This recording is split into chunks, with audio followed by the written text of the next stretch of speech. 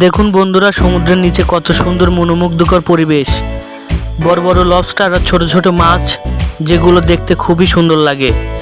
সম্পূর্ণ ভিডিওটি না টেনে দেখতে থাকুন।